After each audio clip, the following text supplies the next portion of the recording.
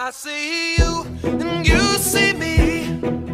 Watch you blowing the line when you're making a scene. Oh girl, you've got to know what my head overlooks. The senses will show. Private eyes, they're watching you. They see your every move. Private eyes, they're watching you. Private eyes, watching you.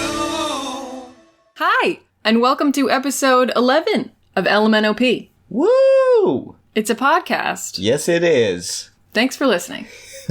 Hope you enjoyed. The podcast is about the greatest show on television. Blacklist. Blacklist. Elementary. James Spader. I've been watching it Yeah. a lot. James Spader. It's good. I wouldn't say it's the best show on television. You know what's really great about it, though? James Spader. I liked James Spader. I like James Spader.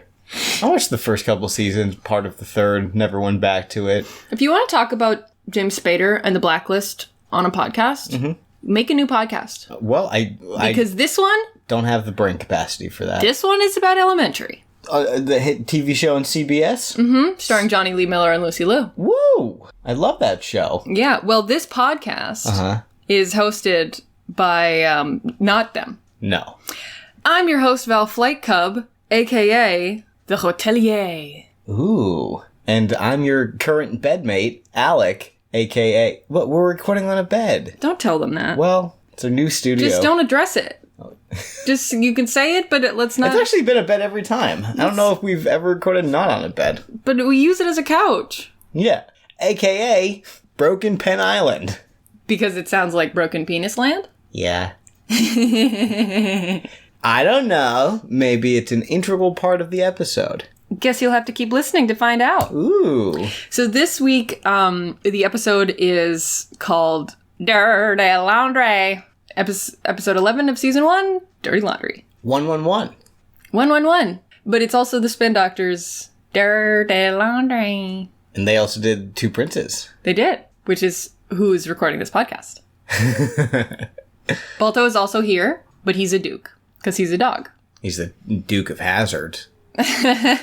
Very dangerous little doggy. He's the Duke of jumping into a bush because there's probably a chipmunk underneath it. Maybe. Could be. Or going between fence posts that are not far enough apart that you'd think he'd be able to get through them. No. But he can. Yeah. And then I just wind up on the other side of a fence holding a leash. It's very impractical. Yes. So this episode of Elementary, it begins in a very relatable way because we're in the kitchen of the brownstone and all the dishes are dirty. All of them.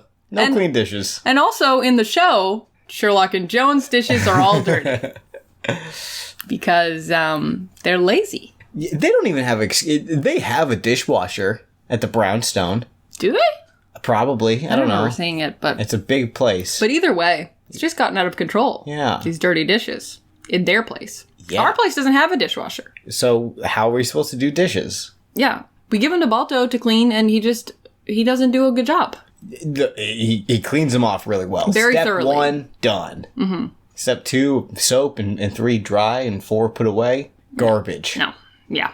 He really doesn't. He doesn't even try. Nah. Make an effort, you lazy bum. He's just asleep. He's not even contributing to the podcast. So Joan is like, wow, you have a lot of dirty dishes. And Sherlock is like, no, Joan, we have a lot of dirty dishes. And she's like, no, this is your kitchen. I just live here. I'm going to move out in 10 days. And Sherlock is like, 9.5 days. 9 days, 12 hours, 47 minutes. Mm-hmm. And then they have a little some bants about the dishes. And he goes, 9 days, 12 hours, 46 minutes. Ooh, He's sassy. counting the minutes. So anyway, we're introduced to the crime scene because they just cut. Mm-hmm. They just cut to the laundry room of a hotel, and two workers are speaking to each other. Mm-hmm. And one is like, well, you shouldn't worry about that. You should worry about your uneven loads. Mm-hmm. Because one of the washing machines is all shaky. Junking around. Yeah. Juking and It thinks it's at the club. jiving. Yeah. It's tipping and... Uh-huh. It's tipping and Pipping. pipping. Tipping and pipping. Tipping and flipping? Ooh. Little bit? Little flippy. Tipping and blipping. Little ollie. Yeah. When the vaccine comes and you go back to the club, make sure that you show everyone you're having a good time by tipping and blipping. And flipping and clipping. Clip through the floor. It will take you automatically to the final boss fight. DJ Evil. It's not a good name, but it's his. For the final boss of the club. Yeah. I see. Yes. And you think, well, how many lives could this villain possibly have that I have to defeat? And he says, another one.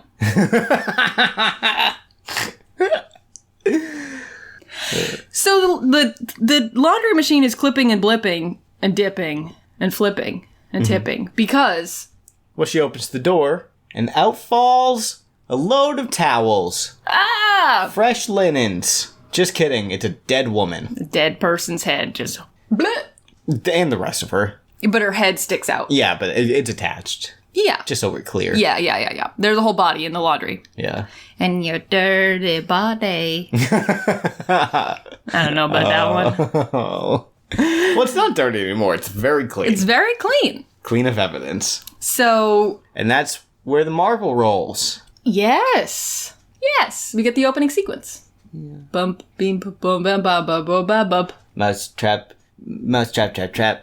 Did you ever look up what a Rube Goldberg machine is? No, was I supposed to? Make me PowerPoints. How many times have we been over this? You want me to learn something? PowerPoint it. I point very powerfully every time I point at something. You keep poking holes in all our walls. I'll PowerPoint at you and say, look it up on your own time! And I'll forget. Yeah, fair enough. So the gang's all here. Wait. Ruth Ginsburg, she's on the Supreme Court, right? Ruth Bader Ginsburg? Yeah. Yeah? That's what the thing was. Rube Goldberg? Yes, Supreme Court. Ruth Goldberg. Ruth Goldberg. Ruth Bader Ginsburg. On the Speem Court. The what? The Speem Court. The Speem Court. Oh. I was like, what is this, tennis? The Speem Court. The Speem Court. Love, everyone. Speem Court. I went to the doctor. Turns out I have a low Speem Court. Low Speem Court. I have some bored Naz for you. Your Speem Court is very low. If you talk like that, that's okay. There's nothing wrong with having an accent. Mm-hmm. There are different dialects. And they're dialectable. So the gang is all here, and they're looking at this woman. She turns out to be the general manager of the hotel. You could say she's a hotelier. Oh. My nickname. Her name is Terry Purcell. And this is where I recognized that I had seen the episode before. I couldn't remember any of it, except I turned to you and I said, there's a pen. And then Sherlock said, there's a pen. He holds up the evidence bag and there's a pen in there that's like broken in half. And that was in the clothes washing machine. Yeah. With her. And he's like, but there's no ink anywhere. And Bella's like, it was probably empty. Oh. Sherlock's like, yeah, that makes sense. But who just carries around an empty pen? Yeah, somebody who doesn't know their pen is empty. Oh. You know? She was about to have a bad time. Until she was interrupted by thank goodness. her death. Whew. She really avoided that bad time, huh? Phew. So Sherlock notices and Gregson confirms that the security cameras in the laundry room are broken. And Gregson's like, yeah, they're breaking all the time. And they keep going on the fritz and then being fixed and then being broken again. So they go to the woman's office to see if there's any clues. And this is where I noticed that Sherlock is wearing red pants. Okay. Just thought I'd make a note. He's wearing red pants. I didn't write anything else about that scene. So clearly they find a lot of evidence. So they go to Terry's house to interview her husband because Bella's like, usually when a woman is dead, it's the husband. It's the husband. 9 times out of 10. Yeah. But that's a statistic. I don't know if it's a true one, but it's certainly a stat. It is 2 numbers next to each other. And that's what statistics are. 35-7. That's a statistic. 54-46. That's a good one. 2 more numbers next to each other. Mm. You know that song? No. Well, anyway.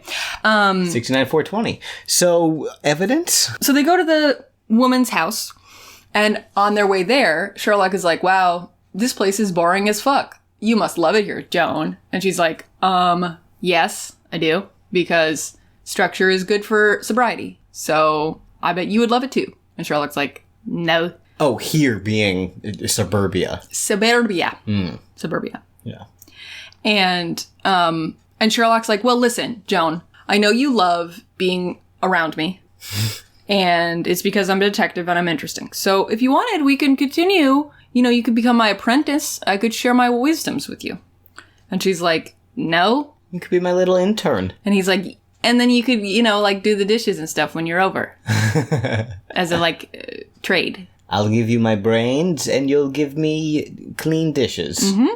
And occasionally laundry. Mm-hmm.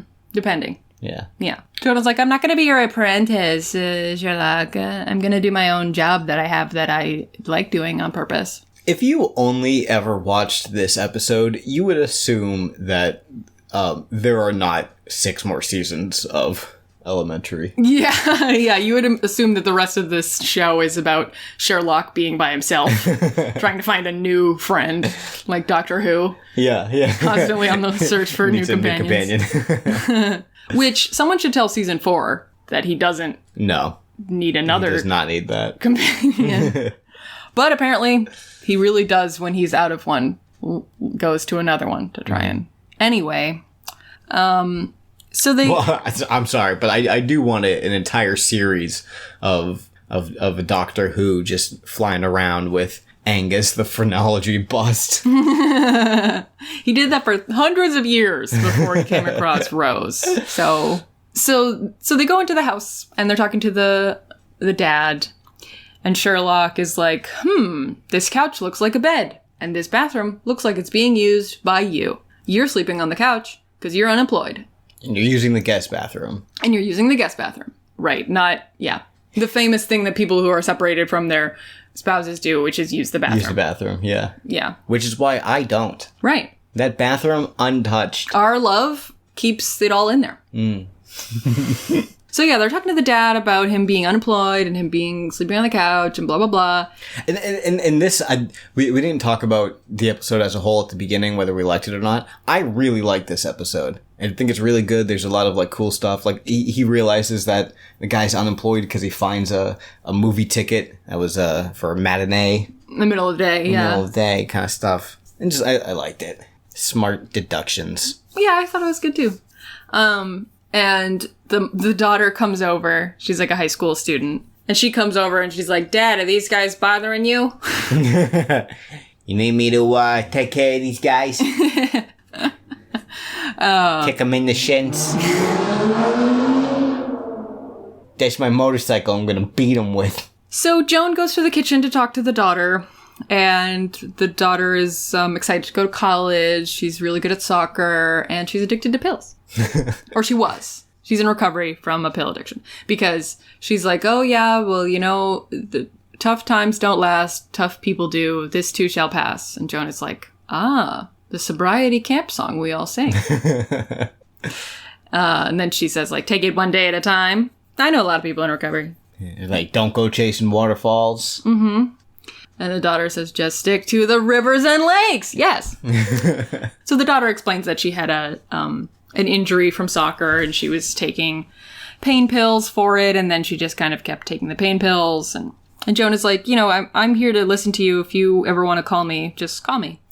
Gives her her phone number on her business card. Gives her phone. Says, call yourself on this number. Wait. And then here's my phone. If you ever need to find me, look through the photographs and build a pattern of places that I will visit and locate me. Sherlock is like, do you want to be an apprentice?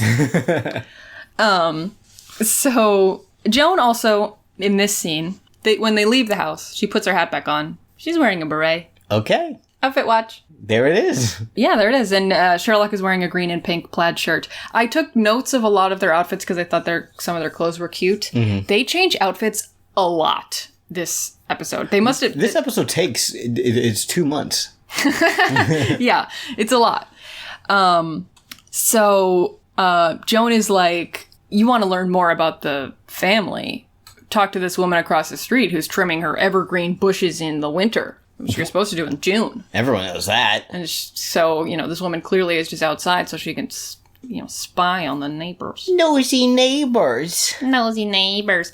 And so they go over across the street to the neighbor, and she's like, well, I would hate to spread gossip, but here's all the gossip I've collected. I would hate to speak ill of anyone on this. They're fucking. They're fucking. They're not married. She's having an affair. She's having an affair, and they're going at it like just animals. mushing together like applesauce. I don't know. But we need to have a talk. I know how it works. It's like when you put applesauce in one hand, and you put applesauce in the other hand, and then you clap, and you smush your fingers between your other fingers, and there's applesauce in there. So she says that's what they're doing. It's great because she literally is like, well, I would hate to talk out of school. And Sherlock is like, of course. And she's like, but she's been having this gentleman cholera. Like, yeah, immediately. It's like the time it takes her to breathe in. So she's like, this is what I live for. Yeah, I would hate to just spout off some nonsense. So let me read you from my notes. Yeah, and she's like, anyone else in the neighborhood? I have an attic full of notebooks. Yeah. She's like, anybody else suspicious of anything? Let's do it. So she says there's this guy that keeps coming over during the day, or he was coming over during the day when the dad was working. Ooh. So he comes over whenever the dad's not there. Interesting. She's like, you know what that means? Applesauce. Applesauce. And Sherlock is like, well, can you describe him? And she's like, I can do you one better. And then opens up the basement door, and he's tied up and like, chained to the wall. No, like, she took a picture of it. She's like, I've been cattle prodding him, and he won't tell it. He won't tell me anything about their affair. Yeah, Sherlock says, can you describe him? And she says, yeah, he looks just like this picture I took of him. And she's like, handsome guy, right? And he's like, yes, but I'd much rather fuck that license plate. So they look up the license plate, and they track down who it is. Here's everything you need to know about him. His name is Jeffrey, and he spells it with a G. Geoffrey. Can't trust him. Mm-hmm. And Sherlock is like, so, Jeffrey, you fucking? Are you boning? Are you doing a little bit of applesauce squishing? And Joan is like, we're not here to judge you. And Sherlock's like, no, but we do want to know if you're having sex. Yeah, applesaucing? And he's like, if by applesaucing you mean clearing the world of undetonated landmines, then yes, I am applesaucing. And Sherlock's like, no, you know what applesaucing means. It's when you put the applesauce between your fingers and you push your other fingers in there. And Jeffrey's like, ew, no, I wouldn't do that, but especially Terry would never do that. She's an angel on Earth. She was. Now she's an angel, period, because she's dead. You know? Yeah. She's been an angel since before she died. So, and he has an alibi. He's like, my friend and his wife were having me over for dinner. I managed to escape before they ate me. So now Sherlock is gumpy again. Because he has two suspects, have both alibied out. Mm-hmm. So even though they have 0 for 2 right now with their suspects, Belle is like, well, I heard that their hotel had a prostitution problem. And this woman, Terry, was someone who made these sex workers stop working at the hotel. And she got a threatening message afterwards. Mm-hmm. So they're going to go, Bella's like, I'm going to talk to Vice and see, who might be working at that hotel. Sherlock's like, that's a great idea for you, but Watson and I have a thing. Mm-hmm. We have one thing. We were criticizing Joan for saying, I just remembered an errand I have to run. Sherlock literally says, Watson and I have a thing. We have a thing. We have to do an excuse. Mm-hmm. So, sorry. Not even like we have a key lime pie eating contest. Just, we have a thing. Yeah, why didn't they come up with something credible? Yeah, something believable. Like, we are gonna go throw pumpkins at cars. Yeah, something believable. Like, we're both award-winning figure skaters. has nothing to do with what we're about to do now. I just wanted you, Detective Bell, to know that. Mm-hmm. 2 awards each. Joan and I have to go pick up a cat from a shelter, and when you never see a cat in our apartment, don't ask us about it. You know? Well, their next excuse is we have to go eat a cat, so... Ugh. Yeah. Ugh. I don't know about that one. I love eating pussy. I'm cutting that joke! Yeah, I know. So Sherlock and Joan have to go do their thing, which is actually just they're gonna go to the hotel and see if they can find these people. Sherlock's like, why go to Vice? By sight. When we can just go to the source. Mm-hmm.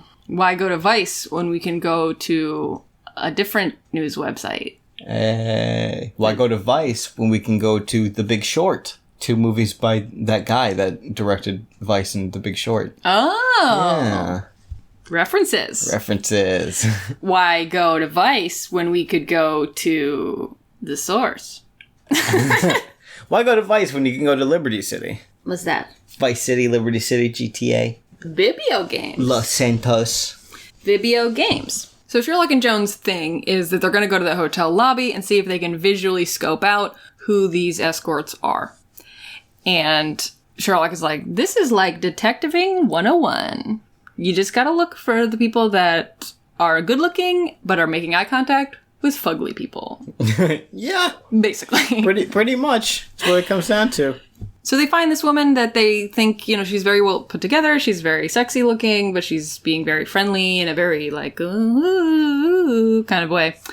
And they go up to her. And it's funny because Sherlock is like walking very briskly. And Joan is kind of like jogging to catch up. Like she looks like really eager to be like, oh, here we go.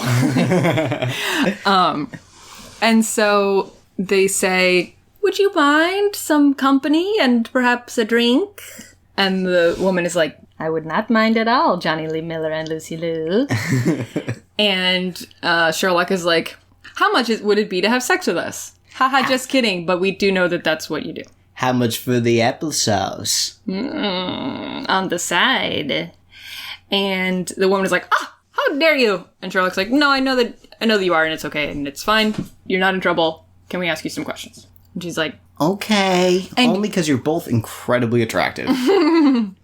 And then he does say, can we ask you a couple questions? And he holds up his 2 fingers. Did you notice if they only ask her 2 questions? No. But there was also a scene where you said he was wearing red pants, and that's all I also remembered from that scene. So attention to detail is not exactly my strong suit. Okay. So they ask this woman a couple of questions. So basically, like, did you know her? Did your quote-unquote managers dislike her? And the woman is like, no, we loved Terry. She was the reason a lot of us worked here. She was the bomb. Yeah. She was dope AF. She was Liddy.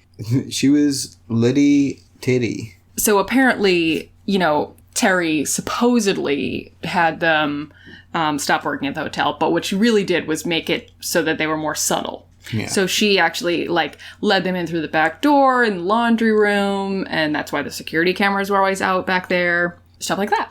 Yeah, and the whole death threat phone call thing was just because Terry had to kick out this one girl because she was acting unruly in the lobby. Mm-hmm. It was nothing major. Right. And then they're like, okay, thank you. That's all the questions we had. And she's like, well, I know you were joking, but if you weren't, give me a call. She hands her business card to Lucy Liu. JK, unless... But she's not joking because it's her job. Yeah. She's like, if you guys would ever like a date, let me know. Wink. And Joan is just like... Joan was taken aback by it. A little bit, yeah. And I was like, do you see what you look like? It was... Lucy Liu's reaction to this was as though her character had been slapped instead of winked at. So now it's the next day, because I wrote another comment of what Joan is wearing, which is a little sweater with a little collar. It's really cute. I don't know why this couldn't all happen in one day, but Sherlock is like, we got to go back to her hotel office to see if we can gather more clues. Because also she's like working, this woman, Terry, is like helping these sex workers in her hotel, but she's not taking any money from it. She's not taking a cut or anything. Yeah, she's doing it pro boner. But yeah, she's doing it pro boner. So they go to see if there's any kind of clues in her office as to why she might have done that. Like, there has to be a boner in her in it for her. Mm-hmm. She must have a bone in this fight. I guess sex workers are pro boner givers. Oh, professional boner givers. Yeah. Yeah, that's true. They're also probably pro boner. Probably. Maybe some of them aren't, you know? Get that thing out of here. I gotta work. So they go to the hotelier's office. They go to Terry's office. And Sherlock is, like, crawling around on the floor and stuff. Jonah's like, what are you doing? And he's like, have you never seen National Treasure? Mm-hmm. This is a desk. Mm-hmm. There's gotta be a hidden compartment in it. Fuck yeah, there has to be. And he's like, so when you become my apprentice, you can tell my dad that, like, I'm still, like, having trouble being sober if you want. Like, he'll still pay you and stuff. And Jonah's like, stop it.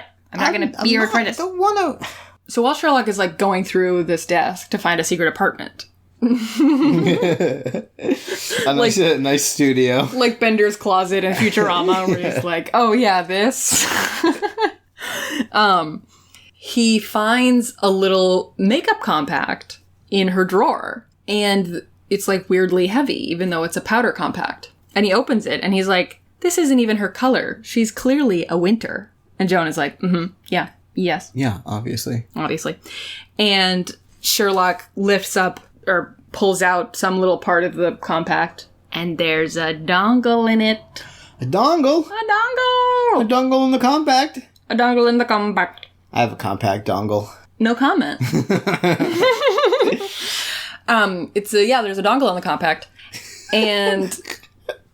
It's travel size. I can take it with me wherever I go. It's attached to you. You have to. Or are we talking about... Oh, the USB you have. The little USB. My ultra small penis. So yeah, this dongle.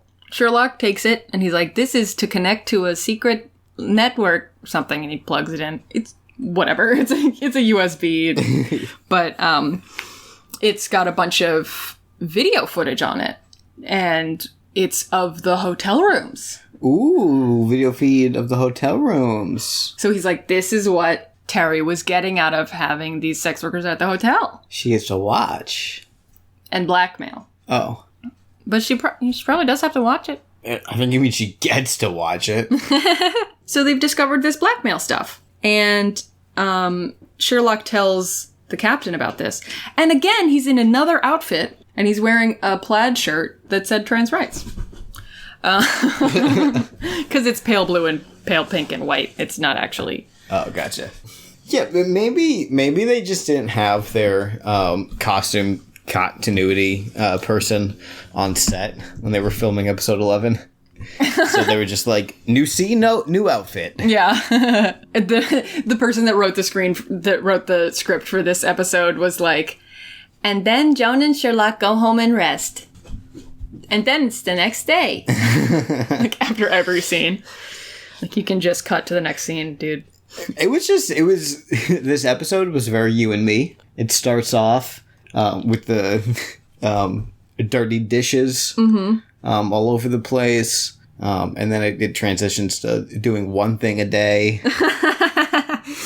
I'm good. I did my thing for today. It's true. We installed internet yesterday. Mm-hmm. End of list. Yep. We did it. Today we're recording this. Tomorrow we'll do one other thing. Mm-hmm. So Sherlock tells the captain, he's like, I got all this video footage and we think it's, blackmail stuff.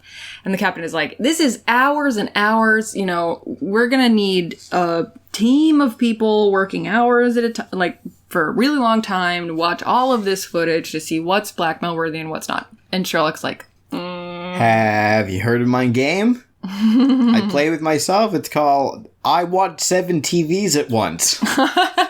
Captain is like, no, I have not seen you play with yourself. I like the captain being like, sounds interesting. What are the rules of this game? Like, well, I watch 7 TVs at once. So we cut to the brownstone. Sherlock is watching 7 TVs with all the footage on it. And there's a trash can and all this trash just like comically strewn about the floor. And it's like one of those like silver trash cans. Like it just looks like a cartoon of trash. Yeah, it looked like he like went onto the New York streets, Yeah. grabbed somebody's trash bin and brought it up and then just knocked it over. Yeah. And then spread out the trash behind him. And Joan is like, what is with this? And Sherlock's like, oh, well, you said that, my place being messy would lead to me, having not enough structure and my sobriety being bad. So I'm testing myself. I haven't wanted to have any more drugs than I did yesterday with all this trash behind me. And Joan is like, that's not what I meant. And now we have the neighbor's trash in here. One thing that we didn't mention earlier when they were talking about the mess is Sherlock is like, a messy mind is a sign of a smart brain. Einstein, other smart science people, they were all messes. He's like, Dr. Penicillin, if he didn't have a habit of not cleaning petri dishes, we wouldn't have penicillin. Yeah. And Joan is like, you don't have to grow your own dough. She's like, so we have it, so you don't have to make your own. It's super gross. So he's watching. He hasn't found anything interesting yet in all the blackmail tapes. Yeah, more just like people talking and doing stuff and not really doing stuff. So Joan gets a call from Carly and she's upset. And she says, my mom isn't what people thought. And Joan is like, what do you mean? And then Carly's like, my dad's here, gotta go by. Joan is just like, okay. Well, that was ominous. Yeah. So now I guess it's the next day again, because they're in a different outfit. Well, he is watching a lot of hours of footage. That's true. So he gets to, how did they get to this part? Oh, so it turns out there was not only video on the dongle, but photos. And so Joan is like, oh, she was keeping dirty pictures? And Sherlock is like, these are the cleanest photos I've ever seen. And they're basically like stock photos, practically, of like one of the husband, one of the mom, one of the parents and the daughter in her soccer uniform. Yeah. Like they're very nothing. Yeah. And, but then it turns out that these photos take up to a gig of memory. Which means they're probably GIFs. Right. And they're probably huge. Yeah. Photorealistic GIFs. And no, they're not. They're steganography. Stegosaurus photos. So hidden within these photos is all this information about stegosauruses. And No. Joan is like, they have spikes on their back. Damn. That are made out of plates. What? That are bone. What? And they're dinosaurs, so they're extinct? No way. Yeah. Feathers? Maybe? We don't know. Joan also is wearing a ponytail in this scene. And I gotta say, it's a draw. They do this really cute thing with her hair where they must have it in these like huge curlers that just give it like a little body wave. So when she has a ponytail, it's like that little S shape that ponytails have. It's really cute. Did you notice? What I'm talking Not about? in the least. Yeah. Yeah, I don't notice their outfits or their hair for the most part. You'll notice when he goes bald. I might notice, yeah, because they shave his head on camera. I maybe notice like one piece of clothing per episode. Yeah. So far, no t-shirt and vest. Lame. Yeah. So Sherlock is like, but these photos probably have really bad blackmail stuff on it. This is probably the grossest stuff. You probably don't want to see this, Joan. This is the vilest blackmail that she has. And Joan, like, puts down the stuff she's holding really quickly and runs over. Pulls up a seat. She's like, let's do this. Yeah. And they pull up the videos, and it's just guys sitting around. This one guy on the phone while he puts on deodorant. Speaking in foreign languages. You can't even understand what they're even saying. Yeah. And Joan is like, oh no, gonna blackmail this guy over the fact that he's putting on too much deodorant? He's French. They're not supposed to smell nice. Sorry to all of our French viewers. I know that we have a lot of international listeners, so I want to apologize to all of the French ones. Je suis désolé. You don't have soles on your shoes? That means I'm sorry. Oh. So Joan is like, I don't see how this is blackmail worthy. And Sherlock is like, it's not what they're doing, it's what they're saying. And he calls, he calls up the Turns out captain. the French guy's just saying, I'm currently putting on deodorant. I'm going to keep doing it until you tell me to stop. I'm not hearing you say I should stop putting on deodorant. But really, he calls up the captain. He's like, we have to go to the Purcell house immediately. Right now. ASAP as possible. As ASAP as possible. So they skirt over there. Skirt, skirt. And they go to the guy, and they're like, Oliver Purcell. Husband, dad, you're a spy. And he's like, what? And they're like, a Russian spy. And he's like, huh? Huh? Now you're just rushing to conclusions. If you want to accuse me, so be it. Who thinks I'm a spy? You, SSR? I must ask you a question. No, wait. I insist now you must go. You can't KGB serious. And they're like, we KG are serious. We'll be putting you away. So they know because he stepped out of his house to shake hands with them, because you're not supposed to shake in the in Russian culture, you're not supposed to shake under the door frame. Which hopefully this isn't like the Chinese number thing where 14 is actually not an unlucky number. It's just a lie. 13 is, yeah. Hope they're not just like making up random culture shit for the show. Oh, you know how Russians... I smelled her socks and they smelled like mustard, which is a thing Russians do. Because Russians put mustard in their socks to keep demons away. All of them do that. She also had coins out on her office desk because money comes to money, according to Russian culture, according to this show. So the thing with the blackmail was not... Terry wasn't allowing sex workers to work in her hotel so that they would bring people that she could blackmail. She was doing it so that they would entice foreign visitors, diplomats, power brokers, stuff like that she could then use to spy. Because whenever I go away on foreign business trips, my first thought is I better have a hotel with a good sex worker circuit. Mm-hmm. Well, if you're in hotels all the time, how else are you gonna get some bono? Oh, I was not being sarcastic. I do this on my international business trips. How many international business trips have you been on? Yeah. Let's have this conversation off air. But what if the Purcell's neighbor is listening and she wants this hot goss? Which is also what I call Ryan Gosling. It's an appropriate name for him. Anyway, the dad is also unemployed, not because he got laid off, but because the place he was working and probably spying got a contract with the Department of Defense. And they would probably need a background check. And he probably wouldn't pass one because he's a phony. He's a spy. He's a faker. He's a big old faking liar. He was in espionage. He was an espionager. He was, how like people who do sabotage are saboteurs? Yeah. He was an espioneur. Espioneur. Espioneur. Espioneur. That doesn't sound like a word. Well, it sounds like a French word. Take it up with the French, yeah. He was a clandestinino. He was a Klondike bar. Yes. So they got him, at least. They figured out he was a spy, but that only gets them kind of closer to the truth. Sherlock wants to take a run at this guy, wants to talk to this guy, but Captain Gregson is like, well, the FBI want to do it because he's a spy. And they're the FBI. And Sherlock's like, ugh, he's right there. Why can't we just talk to him?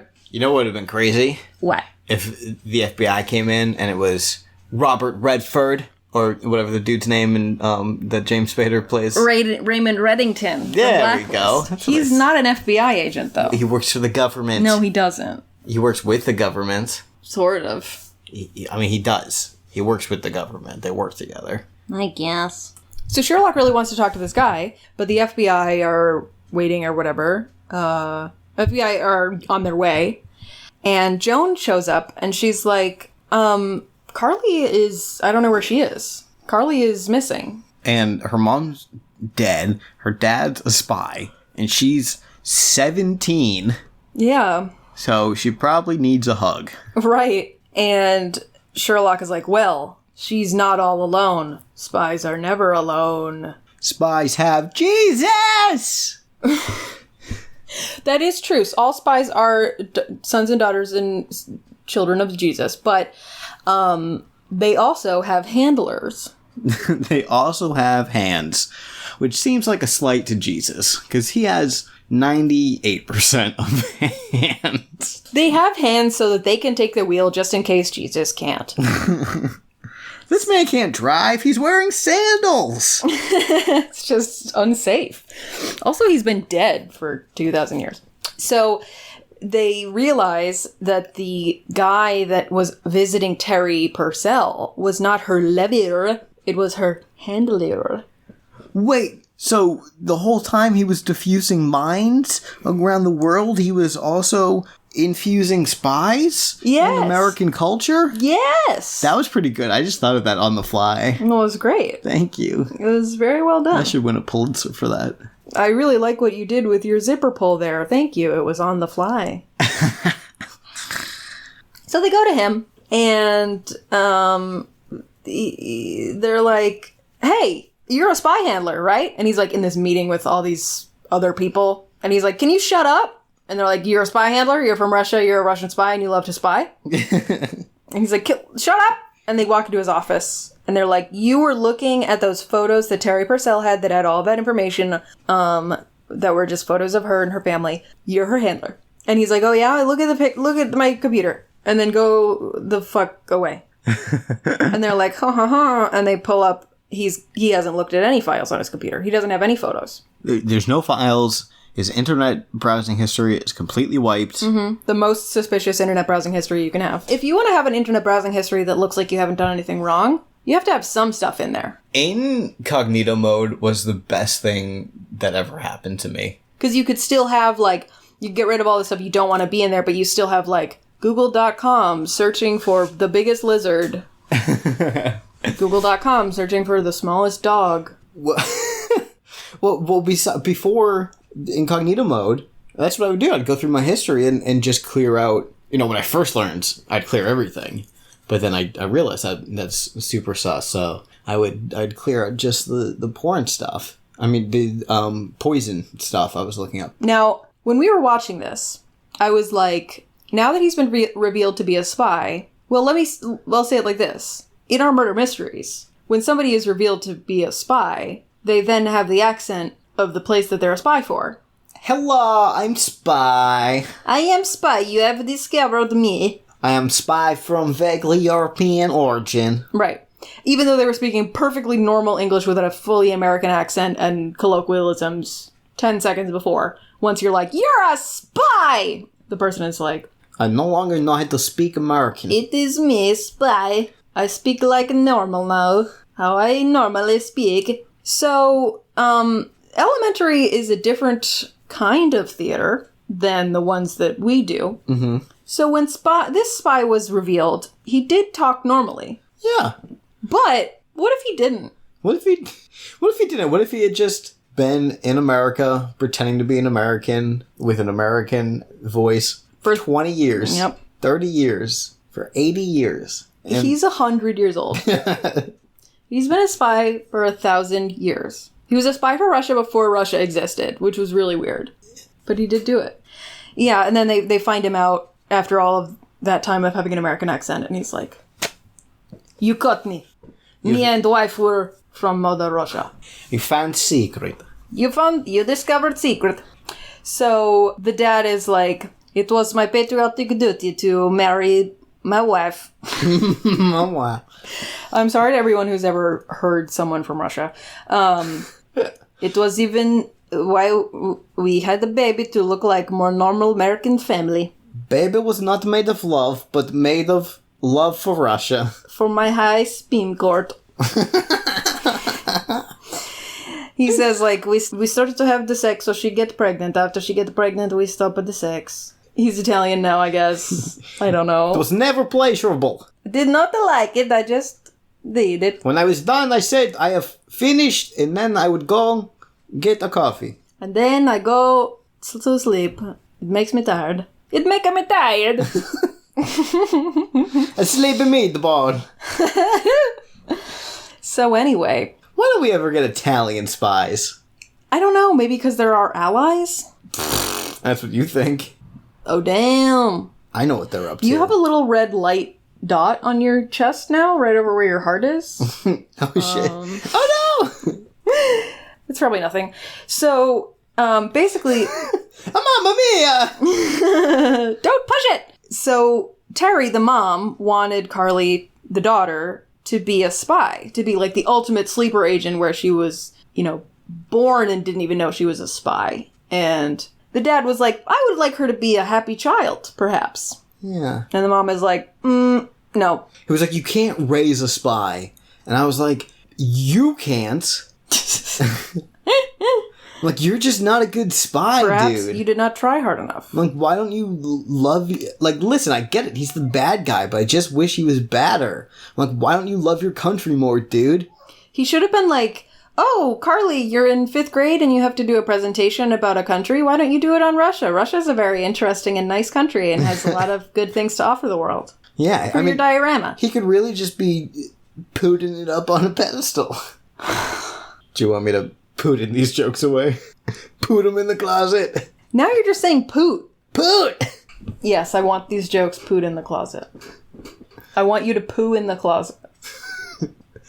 So this is where the dad also confirms that Geoffrey Geoffrey is the handler. Sherlock's like, bazinga! Got him. And Carly finally calls Joan. She's not missing anymore.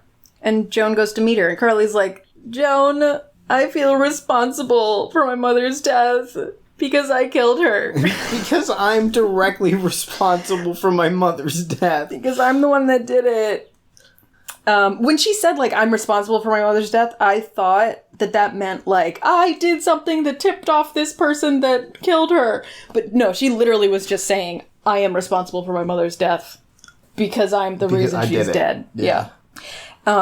So Carly goes to Captain Gregson's... Joan takes Carly to Captain Gregson's office to tell them everything that happened. And there's a painting on the wall behind Joan that clearly, like, one of Captain Gregson's kids did. That's a watercolor of a bee. And it's just like a yellow blob with some black stripes over it. I just liked it. So if you're a listener that watches along with us, watch out for the bee. Do we know that it was made by Gregson's kid? Because Nope. it also, if it's a bee, Sherlock could have made it for the captain. Sherlock, who acts as a sketch artist for his own eyewitnesses, painted a bee as a chisel blob. I love that. And Captain is like, I love it. Thank you. So Carly explains, and, her mom wanted her to be a sleeper spy, so she does have a Russian accent also. But a really tired one. Yeah, I am from Russia. Sleepy agent. Yeah. Yeah. I hope that didn't make people yawn, because it kind of made me want to yawn. So Carly explains what had happened. She got into college. Yay! Which is great. She's going to Michigan to play soccer. And she's going to start on the team. Woohoo! Except, Mother Russia doesn't like that. She's like, no daughter of mine, named Carly, is going to go to Michigan when she can go to Georgetown, which has a better political/government program. So that's what you're going to do, little missy. And Carly says, Mommy, why? And she says, because we're spies. I'm a spy, you're a spy, Dad's a spy, Uncle Jeffrey's a spy. Carly says, Murder mystery, gasp! And Carly is like, well, I don't want to do that. I think instead of being a spy, I'm just going to tell everyone that you're a spy. And she's like, yeah, how about I go to Michigan, or I tell everyone you're a Russian spy? Yeah. And the mom was like, no! And they get into a tussle, kind of. And she just, like, shoves her mom away. And the mom falls back and hits her head on the desk. And, is bleeding from her head. And Carly doesn't know what to do. Does she call the handler?